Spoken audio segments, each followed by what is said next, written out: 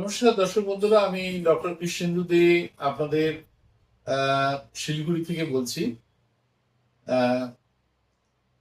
সেটা হলো আপনাদের আজকে একটা বিশেষ সাপ্লিমেন্ট নিয়ে আমি আলোচনা করব। আপনারা অনেকেই আমাকে জিজ্ঞেস করেন যে ডাক্তার, এই যে বাজারে যেসব প্রোটিন পাউডার গুলো আহ, পাওয়া যাচ্ছে, সেগুলো খাওয়া কি স্বাস্থ্যপ্রদ? আদৌ কি আমাদের খাওয়া উচিত? অনেক সময় আমরা প্রোটিন কিনে খেতে পারি না, বা প্রোটিন খাওয়া হয় না, বা কেউ ধরুন স্কুলে যাচ্ছেন, অফিসে যাচ্ছেন, তাড়াহুড়োর মাথায়। সেক্ষেত্রে আমি বলবো, হ্যাঁ, আপনারা খেতে পারেন প্রোটিন পাউডার। বাজারে যেসব সাপ্লিমেন্ট প্রোটিন পাউডার পাওয়া যায় সেগুলো আপনি খেতে পারেন, কিন্তু সবসময় মনে রাখবেন যে খাবারের মধ্যে দিয়ে যে প্রোটিনটা আপনি খাচ্ছেন, সেই প্রোটিনটা কিন্তু সাপ্লিমেন্ট প্রোটিনের থেকে হাজার গুণ ভালো।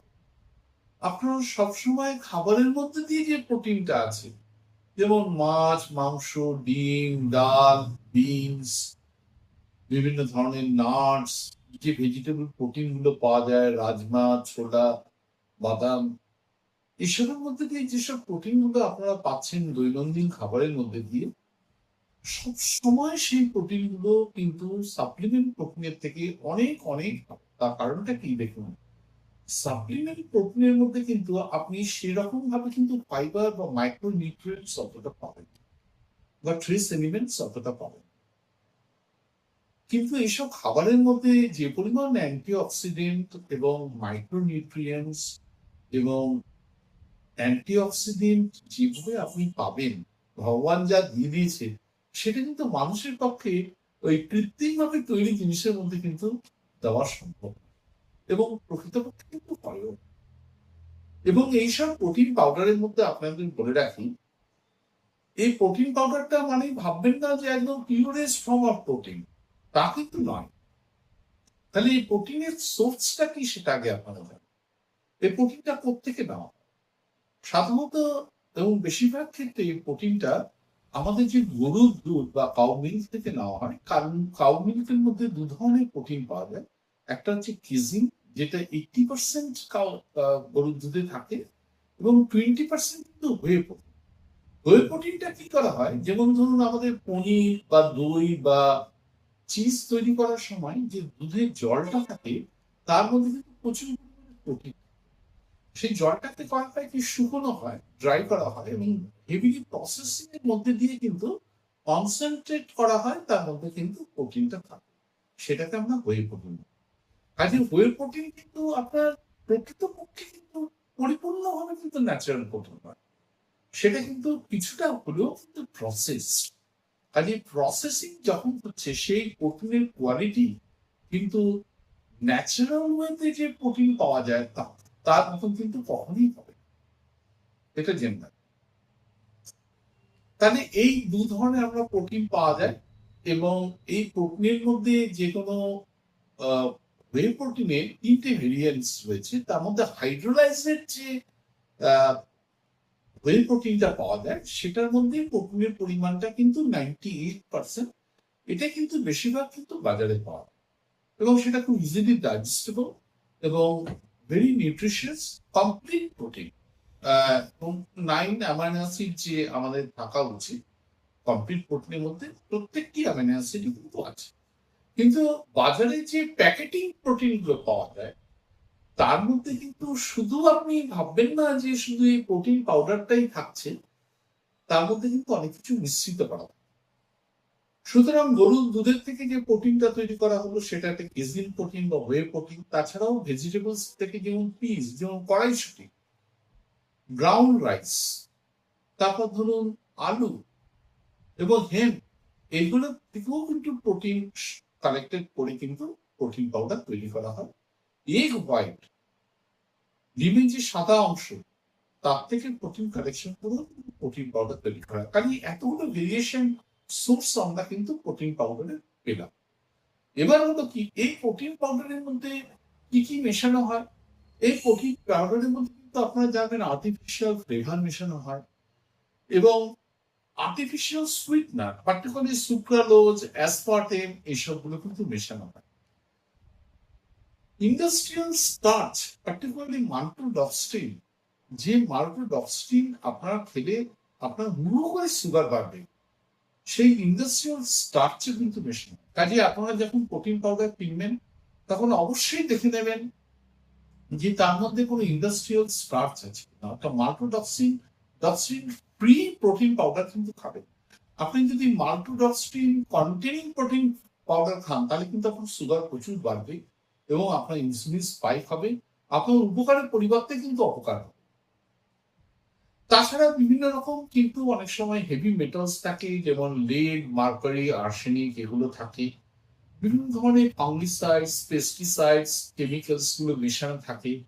তাছাড়াও অ্যান্টিঅক্সিডেন্ট কিছু যোগ করা হয় যাতে নাকি এই প্রোটিন পাউডারটা ক্লাম্প আউট না হয়ে যায়, দলা না পাকিয়ে যায়। ধরুন আপনি প্যাকেট থেকে যেইমাত্র প্রোটিন পাউডারটা খুলে চামচ দিয়ে আপনি প্রোটিন পাউডারটা নিলেন, তারপর আবার বন্ধ করে রাখলেন, তখনই কিন্তু হাওয়া থেকে ময়েশ্চার ভেতরে ঢুকলো, ফলে প্রোটিন পাউডারটা কিন্তু দলা দলা হয়ে যায়। যাতে জলা দলা না হয় তার মধ্যে বিভিন্ন ধরনের কিন্তু কেমিক্যালস আপনার মেশানো হয়। তার মধ্যে একটা কেমিক্যালস হচ্ছে জ্যান্থিন গাম এবং সয় লিসিথিন বলে এই কম্পাউন্ডস গুলো কিন্তু ওর সঙ্গে মেশানো হয়, যেগুলো কিন্তু মোটেও স্বাস্থ্যপ্রদ নয়। বিভিন্ন ধরনের ফুড অ্যাডিটিভস মেশানো হয়, যেমন সাইট্রিক অ্যাসিড, পটাশিয়াম সলবিট্রেট, তার সোডিয়াম বেঞ্জয়েট, এই ধরনের কম্পাউন্ড গুলো কিন্তু প্রোটিন পাউডারের সঙ্গে মেশানো। আরেকটা জেনে রাখবেন, এই প্রোটিন পাউডার মধ্যে কিন্তু আপনি কোলাজেন খুব একটা বেশি পরিমাণে পাবেন না, যদিও হোয়ের যে প্রোটিন সেটা কিন্তু আমাদের বডিতে স্কিনের পক্ষে ভালো এবং এটা কিন্তু কোলাজেন সিনথেসিসে কিন্তু স্টিমুলেট বা প্রমোট করে। স্টিল প্রোটিন পাউডারের মধ্যে কিন্তু সেই পরিমাণে কিন্তু কোলাজেন যে প্রোটিন তা কিন্তু থাকে না। এবং তার সাথে আরো কতগুলো এসেনশিয়াল এলিমেন্টস যেগুলো আপনি ন্যাচারাল ফুড প্রোডাক্টস এর মধ্যে দিয়ে পাবেন, পার্টিকুলারলি মাটন, গ্রাস ফিড মাটন, যে ঘাস খাওয়া খাসির মাংস বা পাঁঠার মাংস বা গরুর মাংস যে বলি, coenzyme Q, carnitine, carnosine, glutathione, codeine বা মায়োগ্লোবিন, এই যে এসেনশিয়াল কম্পোনেন্ট গুলো, এগুলো কিন্তু আপনি কখনোই কিন্তু প্রোটিন পাউডারের মধ্যে কিন্তু পাবেন না, যেটা আপনি ন্যাচারাল ফুড প্রোডাক্টস এর মধ্যে কিন্তু পাবেন। যেমন ডিমের প্রোটিন, তার মধ্যে আপনি প্রচুর পরিমাণে কোলিন পাবেন। এই কোলিনটা কিন্তু আমাদের ফ্যাটি লিভার কমাতে সাহায্য করে এবং আমাদের ব্রেনের হেলথ, ডিমেনশিয়া কমাতে কিন্তু সাহায্য করে এবং আমাদের নার্ভাস সিস্টেমের পক্ষে কিন্তু ভীষণ দরকার। কাজেই আপনারা ভাববেন না যে প্রোটিন পাউডার মানেই সব, প্রোটিন পাউডার খেলাম মানেই কিন্তু সবকিছু হয়ে গেল, এটা কিন্তু ভাববেন না। আর একটা কথা বলি, বিভিন্ন প্রোটিন পাউডারের মধ্যে যেরকম আপনারা ধরুন এই প্রোটিন গুলো পাচ্ছেন, যেমন কেজিন পেতে পারেন বা ওয়ে প্রোটিন পাচ্ছেন, তার সাথে বিভিন্ন সোর্স থেকে ভেজিটেবল প্রোটিন গুলো আপনি পাচ্ছেন, তার সাথে কিন্তু সয় প্রোটিনও মিস করা হয়। এই সয় প্রোটিনের মধ্যে কিন্তু জেনিস্ট্রিন বলে একটা কম্পাউন্ড আছে। এই জেনিস্ট্রিন কম্পাউন্ডটা কিন্তু ইস্ট্রোজেন। অর্থাৎ এই সয়াবিন পাউডার যদি বেশি আপনি খান বা এই প্রোটিন পাউডারের সঙ্গে বেশি মেশানো থাকে, তাহলে কিন্তু আপনার ছেলেদের পক্ষে পার্টিকুলারলি টেস্টোস্টেরন কম হবে এবং ইস্ট্রোজেনের প্রাধান্য বাড়বে, তাতে ফার্টিলিটির কিন্তু অসুবিধা হবে। তো মেয়েদের ক্ষেত্রে কিন্তু বেশিরভাগ প্রিম্যাচিওর আপনার মেনস্ট্রুয়েশন হতে পারে এবং মেনস্ট্রুয়েশন প্রবলেম কিন্তু হতে পারে। কাজেই সয় প্রোটিনের মাত্রা যদি প্রোটিন পাউডারের মধ্যে কম হয় তাহলে কিন্তু সেটা ভালো। আরেকটা কথা আমি বলছি, এই যে সয় প্রোটিন থেকে যেটা জেনিস্টিন কম্পাউন্ড পলিফেনলসটা থাকে, সেটা কিন্তু আপনার থাইরয়েড হরমোন অ্যাবজর্পশনে কিন্তু বাধাপ্রাপ্ত করে। ফলে থাইরয়েড হরমোন যখন আপনি খাচ্ছেন, তার সাথে কিন্তু প্রোটিন পাউডারের, পার্টিকুলারলি তাতে যদি সয় প্রোটিন পাউডার থাকে, তাহলে কিন্তু সেই প্রোটিন পাউডার খাবেন। তাতে কিন্তু আপনার থাইরয়েড হরমোন যে ওষুধটা খাচ্ছেন তার অ্যাবজর্পশন কিন্তু ভালো হবে। এইভাবে আপনারা চলবেন। আর সবচেয়ে বলি, যদি আপনারা বাড়িতে যদি প্রোটিন পাউডারটা তৈরি করে নিতে পারেন, তার থেকে কিন্তু ভালো কিছু হয় না। তাহলে আপনারা বাড়িতে কিভাবে তৈরি করবেন প্রোটিন পাউডারটা, সেটা আপনাদের বলুন। আপনারা বিভিন্ন ধরনের নাটস, পার্টিকুলারলি ধরুন অ্যালমন্ড বা পিস্তাশিওস নিতে পারেন, কাজুও নিতে পারেন। কিন্তু কাজুতে প্রচুর পরিমাণে কার্বোহাইড্রেট থাকে, কাজে সুগার পেশেন্টের পক্ষে কিন্তু ভালো না, আপনার সুগার স্পাইক। কাজেই বাদাম নিলে আপনি অ্যালমন্ড অথবা আপনি পিস্তাশিওস, তার সাথে আপনি ফ্ল্যাক্সিড দিতে পারেন বা চিয়া সিডস দিতে পারেন, এসব এগুলো নিতে পারেন। বা ধরুন একটু সয়াবিনও নিতে পারেন। সোয়াবিনের যেগুলো পার্টিকুলারলি বীজটা পাওয়া যায় শুকিয়ে, এটা দিয়ে মিক্সিতে গুঁড়ো করে আপনি কিন্তু একটা প্রোটিন পাউডার তৈরি করতে পারেন। চিয়া সিডস দিতে পারেন, সানফ্লাওয়ার সিডস দিতে পারেন। তার মধ্যে আপনার প্রচুর পরিমাণে ভিটামিন, মিনারেলস, ফাইবার এবং প্রোটিনও আপনি পাবেন। এইটা করে কিন্তু আপনি বাড়িতে কিন্তু প্রোটিন পাউডার তৈরি, এবং প্রোটিন পাউডারটা তৈরি করে আপনি রোস্ট করে নিন। রোস্ট করে নিয়ে এয়ারটাইট কন্টেনারের মধ্যে আপনি রেখে দিতে পারেন। খুব বেশি দিন রাখবেন না, কারণ এখন বর্ষাকাল, ময়েশ্চার গ্র্যাব করে কিন্তু প্রোটিন পাউডার খুব তাড়াতাড়ি নষ্ট হয়ে যাবে। ১ সপ্তাহ ১.৫ সপ্তাহের মধ্যে আপনার খেয়ে নেবেন। কাজে এইভাবে কিন্তু আপনি বাড়িতে প্রোটিন পাউডার তৈরি করে কিন্তু খেতে পারেন। তাতে আপনার কিন্তু পয়সা কিন্তু অনেকটাই সাশ্রয় হবে। একেকটা প্রোটিন পাউডারের যে পরিমাণ দাম, সেটা সবসময় সাধারণ মানুষের পক্ষে সংগ্রহ করা কিন্তু সম্ভব। কাজেই আপনারা বাড়িতে যদি একটা ঘরোয়া পদ্ধতিতে খুব অল্প পয়সায় যদি আপনারা প্রোটিন পাউডার তৈরি করে নিতে পারেন, তার থেকে আর ভালো কিছু হয় না। এইভাবে প্রোটিন পাউডারটা খাবেন।